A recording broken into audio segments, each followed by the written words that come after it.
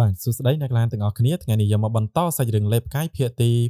231ជាបន្តទៅទៀតមានអ្នកឡានយើងក៏ដល់ជាមតិថាបន្ទាប់ពីចប់ novel ហើយគឺថាលេងមានអារម្មណ៍ចង់មើលរឿងលេបផ្កាយតែម្ដងប៉ុន្តែសម្រាប់ admin ហ្នឹងរឿងនេះគឺវានៅតែជារឿងរបស់ admin គឺគ្មានពាក្យថាមិនល្អមើលនៅឡើយកុំឲ្យវែងឆ្ងាយយូរបាទចូលទៅកាន់សាច់រឿងរបស់យើងបន្ទាប់ពីលហ្វុងគេចផុតពីសមុទ្រកម្សែភ្នំភ្លើងផុសឡើងមកដល់ខាងលើដែលជាបឹងអណ្ដាតភ្លើងគាត់បានជួបប្រទះជាមួយនឹងលោកម្ចាស់ហ្វឹងឡុងនៃទឹកដីបរិសុទ្ធព្រះច័ន្ទពណ៌ស្វាយហ្វឹងឡុងក៏បានសើចរយ៉ាយក៏បានប្រាប់ទៅកាន់លហ្វុងថាមិនចាំបាច់ភ័យស្លន់ស្លោនោះទេមហាសមុទ្រសកលគឺពោពេញទៅដោយកំណប់ទ្របលោកមិនស័ក្តិសមជាមួយនឹងពេលវេលារបស់ខ្ញុំនោះទេចាក់ចេញពីទីនេះទៅនេះជាទឹកដីអំបូរព្រះច័ន្ទពណ៌ស្វាយរបស់ខ្ញុំលហ្វុងបែបនេះគាត់ក៏មានតែលាសិនហើយបាបថាសប្បាយចិត្តមែនតើសំណាងល្អហើយលោកម្ចាស់ហ្វឹងឡុងម្នាក់នេះងាយស្រួលនិយាយជាមួយពិតជាមានសំណាងពិតមែនចំពោះលហ្វុងគាត់គិតថាមើលទៅហ្វឹងឡុងមិនបានចាត់ទុកលហ្វុងជាការគំរាមកំហែងអីណានោះទេប៉ុន្តែវាក៏មិនអីនោះដែរលហ្វុងក៏មិនមានបំណងនៅក្នុងការបង្កើតសត្រូវជាមួយនឹងទឹកដីបរិសុទ្ធព្រះច័ន្ទពណ៌ស្វាយឥឡូវនេះនោះទេងាកមកកាន់វូហ៊ុនហើយនឹងជាវជឿននៅនេះវិញគឺថាវេទនាខ្លាំងមែនទែនកំពុងតែទម្លុះសម្រុកចេញពីសមុទ្រកម្សែភ្នំភ្លើងនេះព្យាយាមទប់ទល់ដោយកម្លាំង2នាក់ប៉ុន្តែមើលទៅកាន់លោកម្ចាស់ជាវជឿនវិញគឺថាវេទនាខ្លាំងណាស់ខ្ញុំមិនអាចទ្រាំទ្រទៀតបាននោះទេវូហ៊ុនក៏បានមកជួយទ្រាំបន្តិចយើងនឹងចាក់ចេញពីទីនេះមើលទៅកាន់រនាំងធម្មពលការពារវាហាក់ដូចជាប្រេះស្រាំរៀបនឹងដួលរលំទៅហើយកម្សែភ្នំភ្លើងក៏បានហូរចូលតាមរយៈកណ្ដប់ទ្របវិមានហោះនេះវូហ៊ុនស្រែកថាប្រយ័ត្នកម្សែភ្នំភ្លើងក៏បានហូរចូលមកតម្រូវឲ្យវូហ៊ុនបង្ខំខ្លួនធ្វើការប្រែក្លាទៅជារាងកាយអត្តទេពសត្វមួយដើម្បីទប់ទល់ជាមួយនឹងស្ថានភាពងាកមកកាន់នៅឯទីតាំងមួយដែលគេហៅថាជាទឹកដីព្រះនៅក្នុងទឹកដីបរិសុទ្ធព្រះច័ន្ទពណ៌ស្វាយបរិសម្នាក់ទៀតនៃអំបូរព្រះច័ន្ទពណ៌ស្វាយក៏បាននិយាយថាហ្វឹងឡុងខ្ញុំបានឮថាលោកជួបមនុស្សម្នាក់ឈ្មោះថាលហ្វុងនៅក្នុងតំបន់ដែលលោកកំពុងតែឈរជើងមែនទេមែនហើយ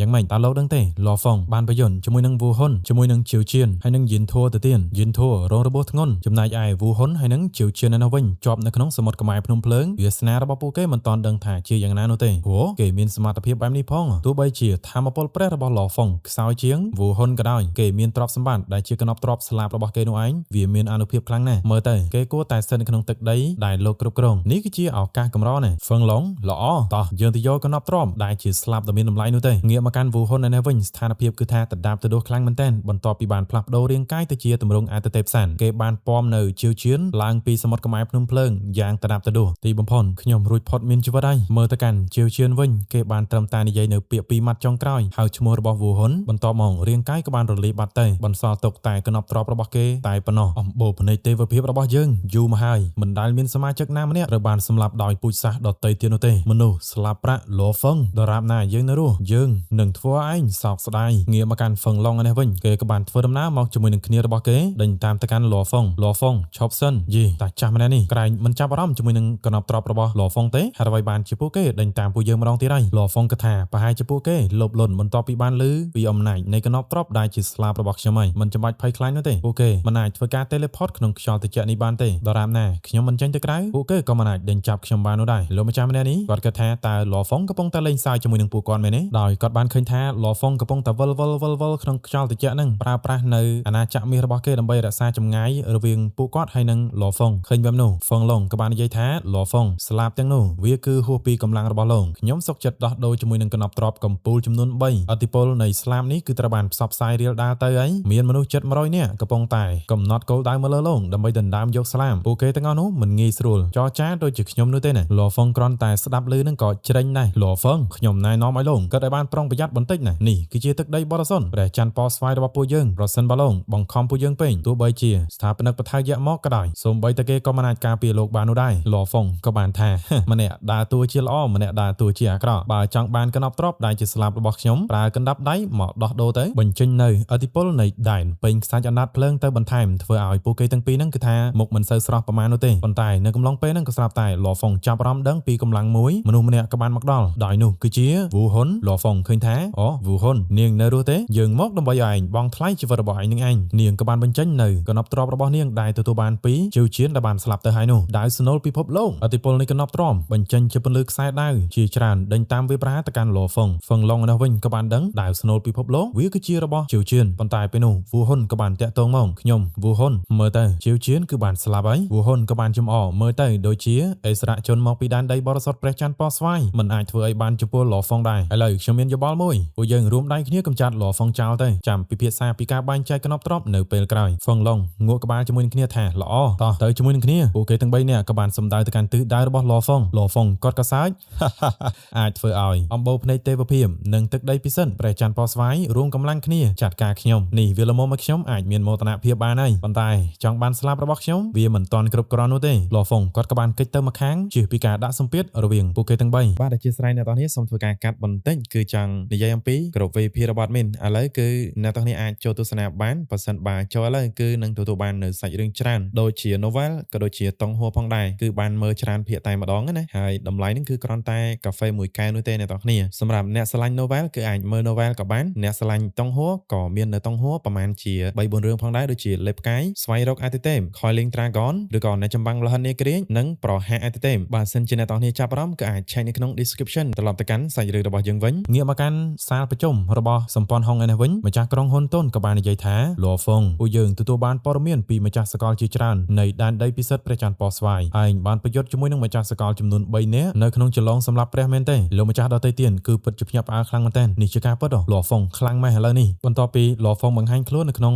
ការប្រជុំមួយនេះគ្រប់ទៅកាន់លោកគ្រូនិងអ្នកទាំងអស់គ្នាវាគឺជាការពិតលោកម្ចាស់ទាំងអស់គឺពិតជាមានការភ្ញាក់ផ្អើលតែម្ដងម្ចាស់ក្រុងក៏បានសួរថាឥឡូវមិនអីទេលហ្វុងប្រាប់ថាខ្ញុំបានឆ្លងកាត់មហាសមុទ្រកម៉ែភ្នំភ្លើងដោយអភូតហេតុប៉ុន្តែឥឡូវនេះត្រូវបានដេញតាមដោយហ្វឹងឡុងហើយនិងផានខឺអញ្ចឹងយើងក៏បានស្គាល់លោកម្ចាស់ម្នាក់ដែលជាមួយនឹងហ្វឹងឡុងហ្នឹងគឺមានឈ្មោះថាផានខឺលហ្វុងក៏បានបន្តថាបន្ទាប់មកវូហ៊ុនក៏បានរួចផុតមានជីវិតបន្ទាប់ពីឆ្លងកាត់នៅសមុទ្រកម៉ែភ្នំភ្លើងពួកគេទាំង3ឥឡូវនេះកំពុងតែរួមដៃគ្នាចាត់ការខ្ញុំកំពុងតែរត់គេចពីពួកគេដើម្បីឲ្យរស់រានមានជីវិតលើបែបនេះលោកម្ចាស់ស៊ុយស៊ីក៏បានក្រោកឡើងចាំពួកយើងទៅជួយលហ្វុងប្រាប់ថាមិនចាំបាច់នោះទេគាត់នៅឆ្ងាយពេកក្នុងករណីអាក្រក់បំផុតខ្ញុំគ្រាន់តែលះបង់រាងកាយប្រយុទ្ធសំខាន់របស់ខ្ញុំប៉ុណ្ណោះសមរភូមិមួយនេះខ្ញុំនឹងប្រយុទ្ធជាមួយនឹងវូហ៊ុនរហូតដល់ស្លាប់ក៏មិនចោះចាញ់នោះដែរម្ចាស់ក្រុងហ៊ុនតុនគាត់គឺពិតជាបារម្ភមែនទែនគណៈពេលដែលលោកម្ចាស់គ្រប់គ្នាក៏កំពុងតែពិភាក្សាប្រយុទ្ធរហូតដល់ស្លាប់លហ្វុងគឺពិតជាមានភាពក្លាហានពិតមែនតើលហ្វុងរាងកាយប្រយុទ្ធរបស់គាត់ស្លាប់ដែរទេអ្នកខ្លះក៏មិនដែលរំពឹងថាលហ្វុងអាចប្រយុទ្ធជាមួយនឹងវូហ៊ុនដល់កម្រិតបែបនេះនោះទេលហ្វុងពិតជាអស្ចារ្យមែនងាកមកកាន់លហ្វុងនេះវិញកំពុងតែបន្តហោះរត់គេញពេលនោះគាត់ក៏ស្រាប់តែបត់ចង្កូតឡើងទៅលើប៉ាបថាក៏សួរថាមិនបានជាលោកហោះឡើងទៅលើនៅខាងលើបឹងអណ្ដាតភ្លើងរន្ទះនេះវាគឺជាបឹងតកសូម្បីតែកណប់ទ្របប្រភេទវិមានហោះកំពូលក៏ត្រូវតែកកនឹងខ្ទេចខ្ទីដែរវាជាកន្លែងដែលគួរឲ្យខ្លាចជាងបឹងអណ្ដាតភ្លើងនេះទៅទៀតលហ្វុងប្រាប់ថាកំប្រំអីគាត់មានផែនការមួយហើយហ្វឹងឡុងក៏គិតថាលហ្វុងប្រហែលជាតល់ច្រកហើយគឺពិតជាល្ងងពិតមែនមិនអាចគេចផុតនោះទេវូហ៊ុននៅនោះវិញនាងក៏បានប្រើស្នៀនអាទិទេពសត្វរបស់នាងម្ដងទៀតហើយប្រែកាឡាទៅជាទម្រង់សត្វមួយមើលទៅគឺពិតជាអំណាចមែនតើស្ទុះដេញទៅកាន់លហ្វុងឯងពិតជារកងាប់មែនឯងដឹងថាមានអ្វីនៅខាងមុខដែរទេលហ្វុងប្រាប់ថាប្រកាសហើយវាត្រូវបានគេហៅថាជំរៅទាំង12ផ្លូវតល់ច្រកនៃទីជ្រៅបំផុតល្អហើយដែលឯងបានដឹងនៅពេលដែលឯងចូលទៅកាន់ទីជ្រៅបំផុតទាំង12នេះមានតែអ្នកខ្លាំងបំផុតនៅក្នុងសកលលោកប៉ុណ្ណោះដែលអាចត្រឡប់មកវិញបានឯងគ្មានកន្លែងណាអាចដកថយបាននោះទេខ្ញុំដឹងថាខ្ញុំមិនអាចប្រៀបធៀបជាមួយនឹងលោកម្ចាស់វូហ៊ុនបាននោះទេលោកម្ចាស់វូហ៊ុនខ្ញុំប្រកាសជាដឹងហើយថាលោកខ្លាំងមិនអាចប្រៀបផ្ទឹមបានដូច្នេះហើយខ្ញុំសុកចិត្តទៅជាមួយនឹងអ្នកទាំងអស់គ្នារហូតដល់ចំណុចចុងក្រោយវាប្រកាសជាកិត្តិយសរបស់ខ្ញុំលហ្វុងបានបញ្ចេញនៅបច្ចេកទេសខ្ញុំគឺជាសកលរបស់គាត់ស្រូបយកនៅវូហ៊ុនពេលនោះពួកគេទាំង3គឺចាប់ផ្ដើមស្លន់ស្លោតែម្ដងជាពិសេសគឺជាវូហ៊ុននឹងឯងដែលទៅគៀកជាងគេស្រូបនាងចូលទៅតែម្ដងនាងស្រែកថាអីគេអត់ទេបាបថានោះវិញឆាវឡោតែម្ដងនេះមិនមែនវិធីសាស្ត្ររបស់លោកផានខឺលន់ម៉ត់តែម្ដងលោកម្ចាស់ស្លាបប្រាក់ម្នាក់នេះគឺពិតជាមនុស្សឈួតមែនប្រហែលជាកំហុសរបស់យើងដែលកំណត់គោលដៅទៅលើគេតាំងពីដំបូងហ្វឹងឡុងក៏ដឹងដែរថាសំណាងល្អហើយដែលគេកំណត់គោលដៅទៅកាន់វូហ៊ុនមិនមែនជាពួកយើងនោះងាកមកកាន់វូហ៊ុនហើយនឹងលហ្វុងឯនោះវិញធ្លាក់ចូលទៅកាន់ទីជ្រៅទាំង12នោះកំពុងតែវល់នាងក៏បាននិយាយថាលើកនេះរាងកាយក្លូនប្រយុទ្ធសំខាន់របស់គេត្រូវបានវិនាពិតជាក្លាហានមែនដែលលហ្វុងអាចប្រយុទ្ធជាមួយនឹងគេដល់កម្រិតបែបនេះនាងទទួលស្គាល់ហើយថាលហ្វុងគឺជាគូប្រកួតដ៏ពិតប្រាកដមួយកំពុងតែធ្លាក់ទៅជាមួយនឹងលហ្វុងយ៉ាងតដាប់ទដោះលហ្វុងឯនោះវិញគាត់ក៏ថានេះហើយគឺជាកិត្តិយសពិតប្រាកដនាងក៏បានថាទោះបីជាយើងបានបាត់បង់គ្រឿងសឹកកំណប់ទ្របរបស់យើងក៏ដោយប៉ុន្តែរាងកាយក្លូនផ្សេងទៀតក៏មានកំណប់ទ្របជាច្រើនផងដែរប៉ុន្តែប្រសិនបើឯងបាត់បង់កំណប់ទ្របដែលជាស្លាប់មួយនោះនិងវិមានពណ៌ក្រហមមួយនេះលើក្រោយដែលឯងជួបយើងឯងលែងមានអំណាចដើម្បីទប់ទល់ទៀតហើយលហ្វុងតបថាលោកម្ចាស់វូហ៊ុនណាមិនចាំបាច់រំខានដល់នាងខ្វាយខ្វល់ពីរឿងនេះនោះទេប្រហែលជាខ្ញុំជួបនាងលើក្រោយខ្ញុំខ្លាំងជាងនាងទៅទៀតពិតជាមានទំនុកចិត្តមែនវូហ៊ុនពេលនេះនាងលែងអាចទ្រាំបានទៀតហើយរាងកាយក៏ចាប់ផ្ដើមខ្ចាត់ខ្ចាយលោកម្ចាស់ស្លាប់ប្រាក់លហ្វុងខ្ញុំទៅមកហើយលើក្រោយយើងនឹងប្រយុទ្ធម្ដងទៀតលហ្វុងក៏លាទៅកាន់នាងដែរនៅពេលដែលរាងកាយខ្លួនរបស់វូហ៊ុនត្រូវបានបំផ្លាញខ្ទេញក៏ណប់ទ្រព្យសម្បត្តិទាំងអស់ក៏ត្រូវបានរប៉ារប៉ាយពេញនឹងលហ្វុងក៏បានឃើញនោះគឺវាគឺជាកូនសោសញ្ញាសម្គាល់ពណ៌ខ្មៅបាបថាបើយោងទៅតាមទិន្នន័យសញ្ញាសម្គាល់នៅក្នុងទូកលំហបែងចែកពីទាបទៅខ្ពស់ដូចជាសញ្ញាសម្គាល់ពណ៌ខ្មៅសញ្ញាសម្គាល់ពណ៌ខៀវនិងសញ្ញាសម្គាល់ពណ៌ប្រាក់សញ្ញាសម្គាល់នីមួយៗត្រូវគ្នាជាមួយនឹងបន្ទប់សម្ងាត់ដាច់ដライវាមានកំណប់ទ្រពេញមួយជីវិតដែលបន្សល់ទុកដោយអ្នកខ្លាំងទូ ទាំងសកលលោកលហ្វុងគិតថាបន្ទប់សម្ងាត់ដែលត្រូវគ្នាជាមួយនឹងសញ្ញាសម្គាល់ពណ៌ខៀវដែលបន្សល់ទុកដោយជា fancy នៅក្នុងទូកលំហខ្ញុំមិនទាន់បានទៅដល់នោះទេប៉ុន្តែសញ្ញាសម្គាល់ពណ៌ខ្មៅប្រហែលជាខ្ញុំអាចទៅដល់បានពេលនោះម្ចាស់ក្រុងក៏បានផ្ញើសារមកកាន់លហ្វុងស្ថានភាពយ៉ាងណាហើយឆ្លើយតបឲ្យលឿនលហ្វុងក៏បានសរសេរសារតបថាខ្ញុំបានទាញវូហ៊ុនឲ្យចូលមកក្នុងទីជ្រៅទី9និងប្រាប់លោកគ្រូថាកុំមកបបថានាងឆ្ងល់តែម្ដងតើលោកកំពុងតែនិយាយអីលោកកំពុងតែរកស្លាប់មែនទេមិនបានជាមិនឲ្យពួកគេមកជួយលោកចំពោះលហ្វុងគាត់យល់ថានៅពេលដែលដំណឹងរវាងគាត់ជាមួយនឹងវូហ៊ុនធ្លាក់ចូលទៅក្នុងរណ្ដៅនៃទីជ្រៅទី9មួយនេះប្រកាសជាតាក់ទាញអិសរាជជននិងអ្នកខ្លាំងជាច្រើនប្រកួតប្រជែងទៅតាមយកកណប់ទ្របជាមិនខានបើសិនបើតម្រូវឲ្យអំបូរមកជួយសង្គ្រោះខ្ញុំនៅពេលនេះវានឹងបន្ថែមបញ្ហាទៅដល់អំបូរមនុស្សបន្ថែមទៀតតែប៉ុណ្ណោះខ្ញុំនឹងទទួលខុសត្រូវចំពោះសកម្មភាពរបស់ខ្ញុំហើយចំពោះអ្នកខាងក្រៅវិញគ្រាន់តែចាត់ទុកថាខ្ញុំបានស្លាប់ទៅហើយចុះនៅឯជំរំឈរជើងរបស់សម្ព័ន្ធហុងម្ចាស់ក្រុងក៏បានចេញមកជាមួយនឹងបថាយាលហ្វុងបានធ្លាក់ចូលទៅក្នុងទីជ្រៅបំផុតទី9វូហ៊ុនម្នាក់នោះក៏ទំនងជាវិនាសទៅហើយសិស្សរបស់ខ្ញុំម្នាក់នេះពិតជាអស្ចារ្យមែនអាចអូសឲ្យវូហ៊ុនស្លាប់ទៅជាមួយដែរវូហ៊ុនគឺស្មើជាមួយនឹងខ្ញុំបថាយាក៏បានថាការបរាជ័យមួយនេះនឹងពង្រឹងជំនាញរបស់លហ្វុងបន្ថែមទៀតគេមានសមត្ថភាពបង្កើតរាងកាយខ្លួនហើយការហ្វឹកហាត់ត្រឹមតែរយៈពេលខ្លីប៉ុណ្ណោះប្រកាសជាឈានដល់កម្រិតដែលខ្ពស់ជាងនេះទៅទៀតនាពេលអនាគតបន្ទាប់ពីរាងកាយរបស់លហ្វុងនិងវូហ៊ុនបានស្លាប់នៅទីនោះទ្រព្យសម្បត្តិរបស់ពួកគេក៏ស្ថិតនៅក្នុងទីជ្រៅទី9នោះដែរវាគឺពិតជាគួរឲ្យខ្លាចណាស់ប្រសិនបើធ្លាក់ចូលទៅក្នុងដៃរបស់អំបូរដតីបថាយាតើលោកចង់ទៅទេទៅប្រកាសណាស់ត្រូវទៅសាច់រឿងនៅក្នុងភាគទី